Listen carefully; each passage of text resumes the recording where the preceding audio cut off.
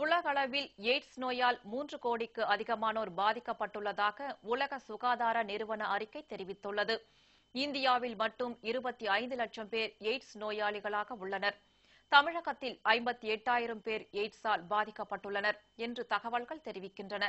இந்நிலையில் எய்ட்ஸிற்கு தமிழகத்தைச் சேர்ந்தவர் புதிய மருந்து கண்டுபிடித்துள்ளார். இது பற்றிய ஒரு செய்தி தொகுப்பு. வைரஸ் என்ற கொடிய நுண்ணுயிரி உடலில் நோய் எதிர்ப்பு சக்தியை முற்றிலும் அழித்து மனிதனுக்கு பல்வேறு பாதிப்புகளை ஏற்படுத்துவதே எய்ட்ஸ் நோயாகும்.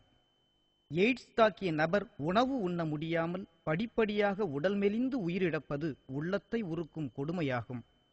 இந்த ஆட்கொல்லி நோயை முற்றிலும் ஒழிப்பதற்கு உலகம் முழுவதும் பல்வேறு விஞ்ஞானிகள் மருந்து கண்டுபிடிக்க முயற்சி செய்து வருகின்றனர். உலகம் முழுவதும் எவ்வளோ பேர் இந்த எய்ட்ஸ் நோயெல்லாம் பாதிக்கப்பட்டிருக்காங்க. பெரிய உயிர் சேதங்கள் ஆயிருக்கு. நிறைய பேர் உயிர் இழந்திருக்காங்க. அதை தடுக்கிறதுக்கு கூடிய விரைவில் இந்த HIV முழுமையாக கியூர் பண்ணுறதுக்கு வேக்சின் வரணும்.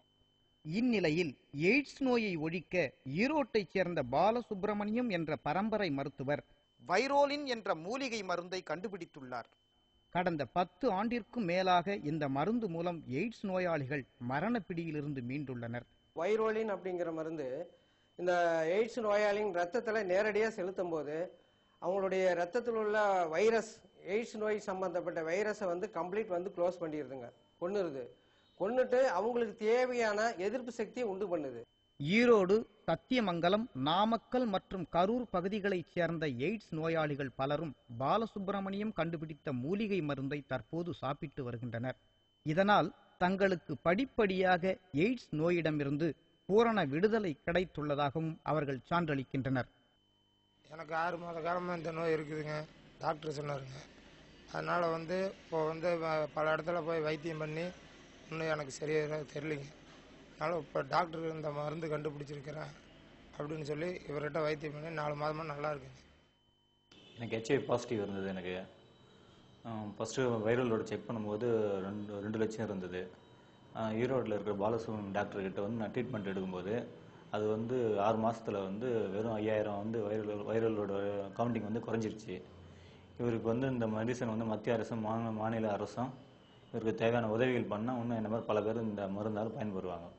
ஆனால் மத்திய சுகாதாரத்துறை இன்று வரை இந்த புதிய மருந்திற்கு அங்கீகாரம் வழங்க நடவடிக்கை எடுக்கவில்லை.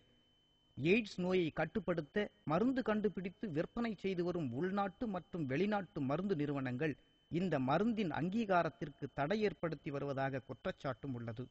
இந்த தடைகளை தகர்த்து முறையான ஆராய்ச்சிக்கு பிறகு மூலிகை மருந்திற்கு அங்கீகாரம் வழங்க வேண்டியதும் இந்திய பாரம்பரிய மருத்துவத்தின் மகத்துவத்தை நிலைநிறுத்த வேண்டியதும் அரசின் கடமை.